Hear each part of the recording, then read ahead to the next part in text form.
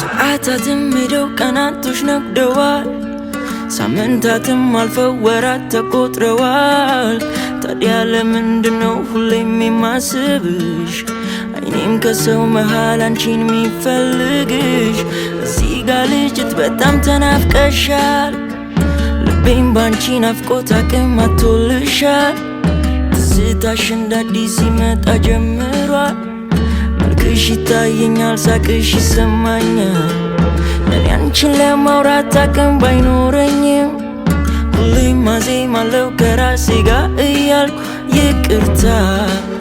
ይቅርታ ይቅርታ